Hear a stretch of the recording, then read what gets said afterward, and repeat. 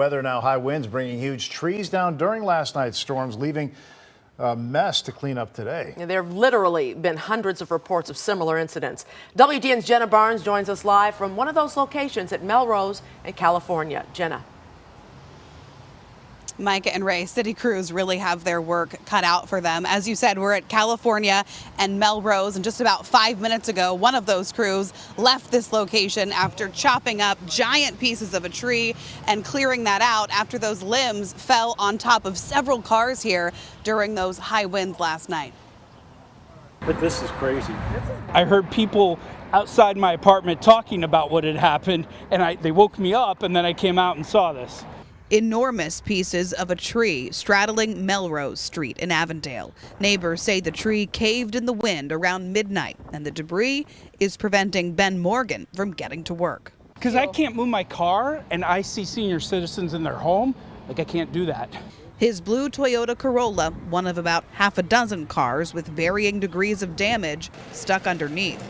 The site drawing neighbors to snap pictures and document it for themselves. Because it's nuts. This is crazy weather.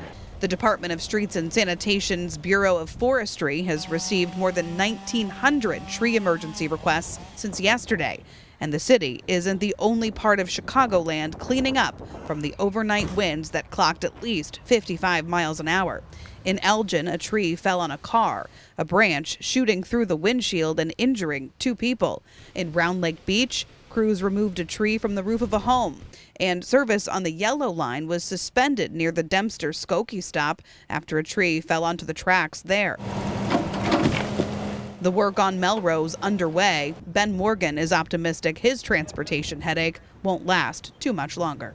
Planning to leave for the holidays, so I'd like to leave for the holidays. An update from the Department of Streets and Sanitation. They tell me they are more than halfway through the hundreds and hundreds of calls for service, and they will keep at it until the work is done. Anyone with a tree emergency in the city is asked to call 311 to report it. We're live in Avondale. Jenna Barnes, WGN News. Thank you, Jenna.